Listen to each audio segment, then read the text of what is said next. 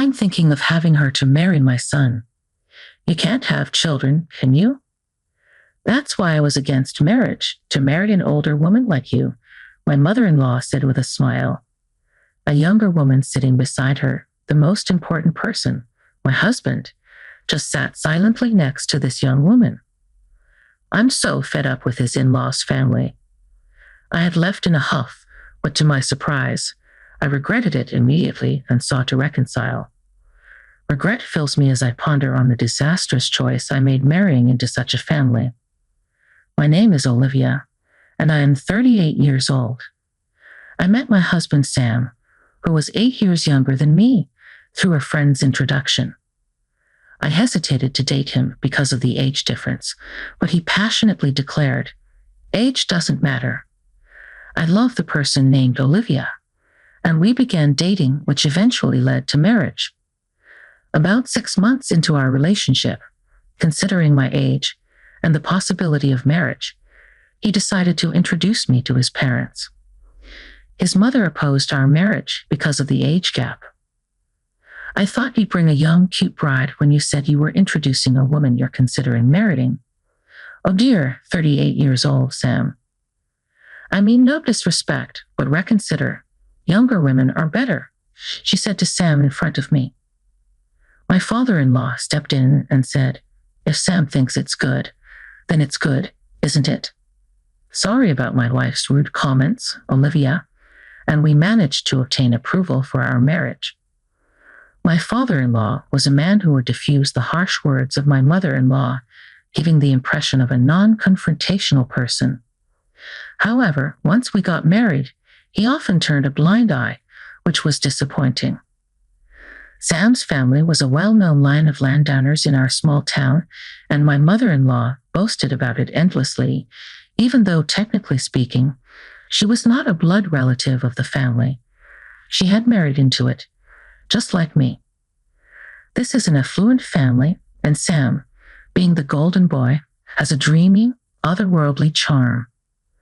The man I was with before Sam was very frugal, which was a struggle, so Sam's generous and easygoing attitude toward money is quite appealing. Although my mother-in-law grudgingly accepted our marriage after being told off by my father-in-law, she doesn't seem to bless it with pleasure. She continually shares her views on how a good wife should behave, which is exasperating. She has a strong presence among the local women and takes pride in being the representative of the Women's Association and being adored by everyone. She insisted I take time off on a weekday to introduce me to the association members.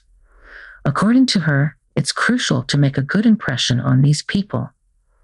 She introduced me with a sense of satisfaction, but a few of them commented, "You're going to have a hard time too," implying that she wasn't as well-liked as she claimed to be. Oh yes, I was also told to get a bridal checkup to confirm my ability to conceive. I can't deny that I was somewhat repulsed by the fact that it was my mother-in-law, not Sam, who ordered this, but honestly, I was also curious about whether I could become pregnant, so I agreed. Gynecological exams are not a pleasant experience.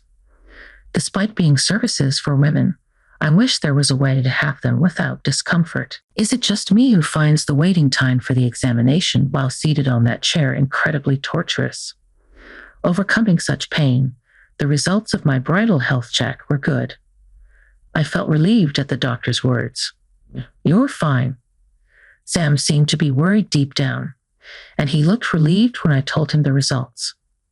Of course, I told my mother-in-law about the medical results. I thought that we could now celebrate our marriage happily, but then she said, "Good, you've passed the first hurdle." The first hurdle? What does that mean? I thought she would be happier. Could it be that she was hoping for a bad result? As I wondered how to respond, my mother-in-law made an unexpected proposal. "Once you get married, let's build a duplex and live together. You will be responsible for half the down payment and mortgage. You work in administration, right? Your salary is probably low, but you should be able to handle that if you've been working until this age. A duplex, living together, the down payment, and mortgage on me.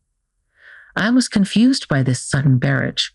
I glanced at my husband sitting next to me, but he didn't seem to say anything.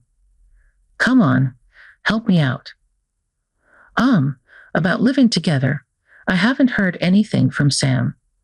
Putting aside the fact that she had slighted my job, I had asked about the duplex and living together first. You haven't heard.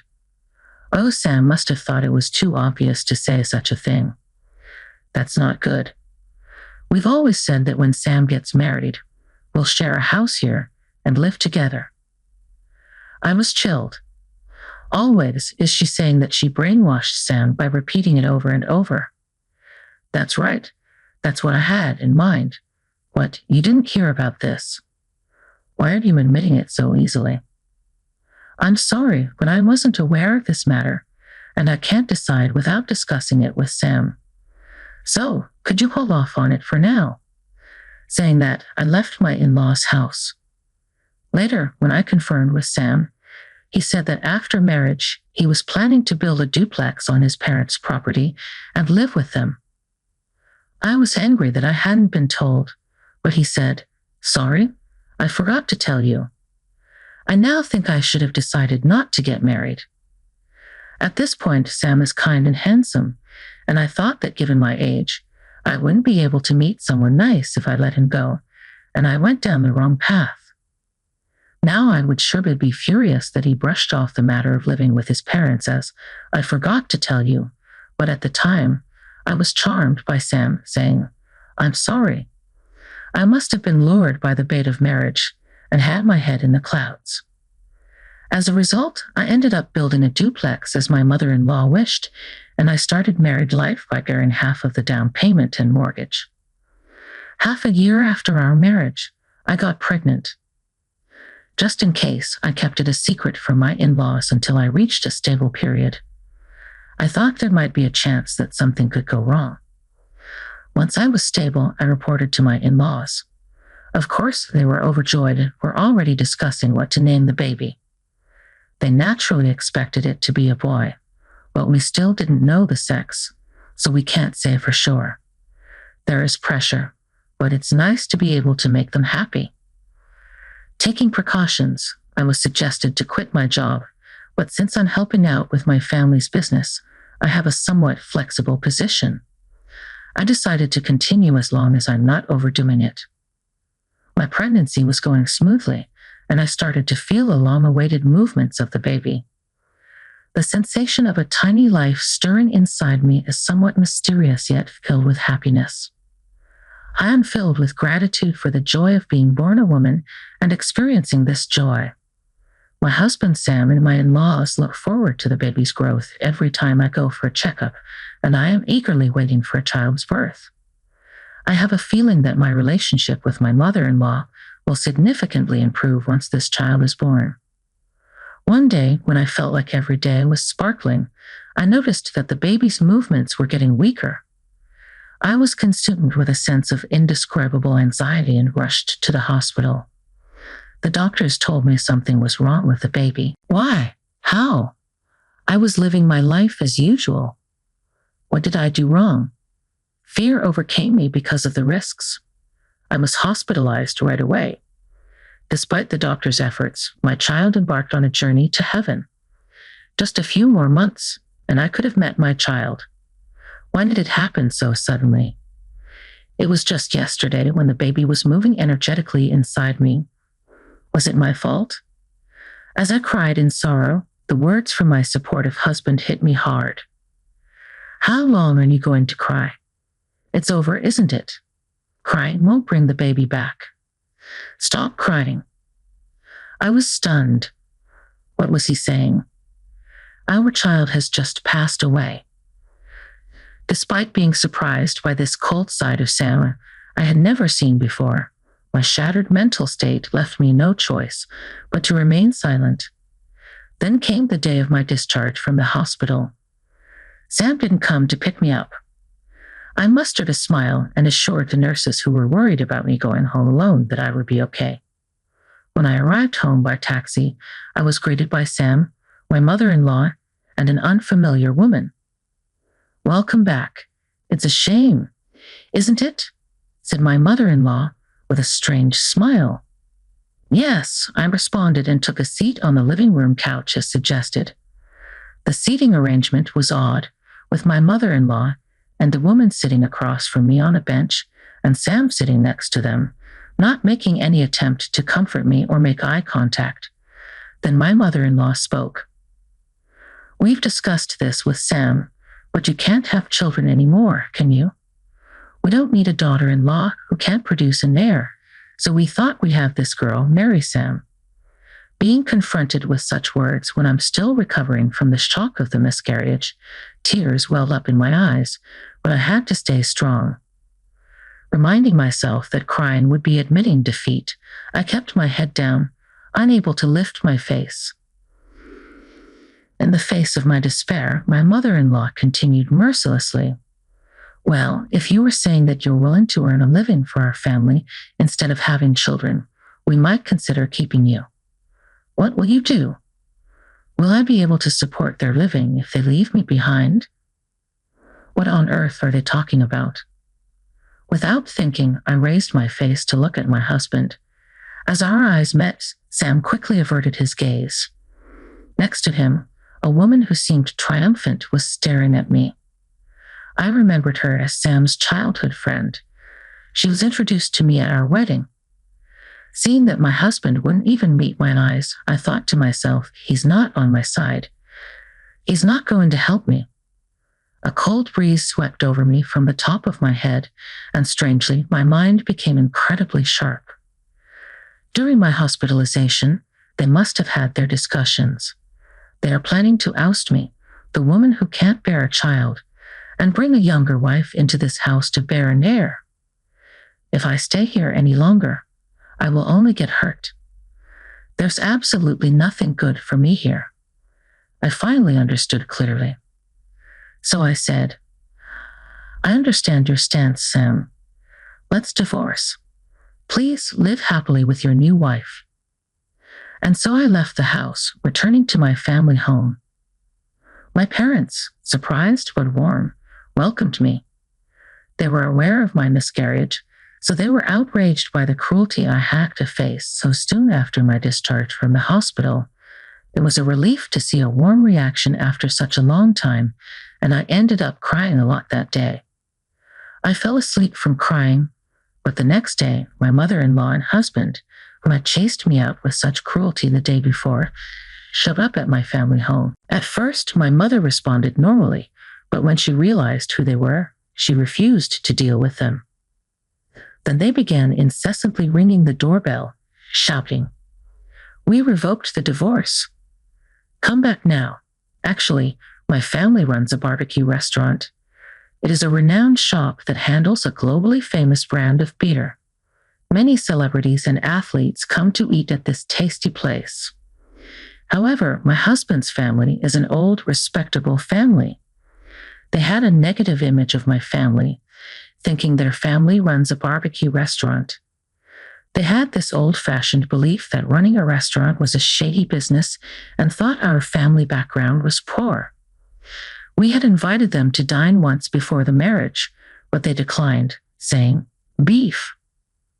We've always eaten at a designated place. Meat from other restaurants gives me heartburn. Sorry.' At the pre-wedding meeting, they'd indirectly belittled my family with remarks like, 'Oh, you in a restaurant, don't you? Oh, from your parents' generation. Oh, I see. Beef, huh?' Respectable families don't engage in such business. I felt bad for my parents who raised me. My parents dismissed it with a laugh, saying, 'There are people with such mindsets.' On the day I left after the divorce, my husband and mother-in-law happened to see our restaurant being featured on TV. They had no interest until then and considered my family lower than them. They had panicked and came to call me back after seeing a restaurant being described as operating its own farm that produces brand name beef, having extreme popularity with meat being exported all around the world, being extremely successful, and making a lot of money. I felt nauseous when they immediately tried to cozy up to me, saying, If you were rich, we wouldn't have talked about divorce. I'm sorry for yesterday. We weren't thinking right. Please come back. After all that talk about children and heirs, was it all about money in the end? My husband Sam and his family didn't inquire about my job in detail, so I had told them I worked in office administration for my family's company, leading them to believe I was a low-paid and incompetent employee. Consequently, they probably thought that if they asked me to shoulder the down payment and mortgage for the house, I'd give up on the marriage. In reality, I am in charge of the meat export division in my parents' company, earning a substantial income for an office worker. Luckily, I had accumulated a good amount of savings due to getting married later in life, enabling me to prepare the money they asked for. I am also a major shareholder in the company and hope to eventually take over my father's position to further grow the company.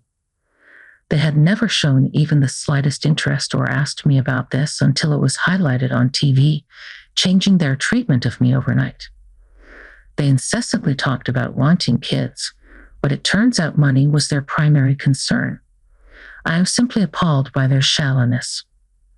My father, who had been silently observing the situation, finally lost his temper and kicked Sam and his parents out. "Thank you, Dad. You saved me," I said. My father, still seething with anger, started drinking and cursing at them. He had me explain everything from before the marriage without holding back any details, believing I wouldn't be able to handle this alone. My father promptly contacted a lawyer he knew, leading to a demand for damages since I was unjustly evicted. We also asked for a reimbursement for the housing funds I had provided during our cohabitation. The claim was acknowledged, and it was decided that I would receive a refund for the expenses. I covered, however, Sam alone couldn't repay the loan I'd taken on, so this family home had to be sold because they had built a luxurious house on a rural property just for show. Even after selling it, there was a considerable mortgage left that Sam and his parents would have to pay. Moreover, it was a house filled with the eccentricities of Sam's mother, so finding a buyer willing to accept it as it seemed doubtful, implying that disposal could take time. Fortunately, they managed to sell some land they owned separately, allowing me to get my money back first, which was a relief. At this point, I was glad I married into a landlord's family. Sam and his parents were forced to leave their beloved two-family home and now seemed to be scraping by in a rented apartment, struggling to repay their loan. Oh, and about the woman who was planning to remarry Sam, a childhood friend. She was only interested because she thought she'd live in a large house and that his family was wealthy. As soon as she found out that they were going to lose the house and still be in debt, she disappeared. I believe it was the right decision for her to run away, because if she had married him, she might have been forced to have a child and perhaps even made to work because of her young age. This area is still quite rural, so word spreads fast. For better or worse, gossip is quick to circulate, especially when it involves a well-known family like Sam's. People seem to be buzzing with interest, making comments like, "They treated her terribly," and drove her out. They used to show off their big house, but now they're in debt and living in an apartment. Having been abandoned by both the wife and potential new wife, their family line will probably end with this generation. It's amazing to see how accurate the rumors are and to wonder where and who saw all this. The power of a rural network is truly something to be reckoned with. So it seems like my bossy mother-in-law, who used to strut around like she owns the place, is now sneaking around even to do her shopping, concerned about other people's gazes.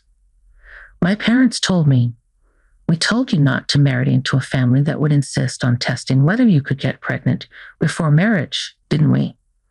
And shrugged off the whole situation.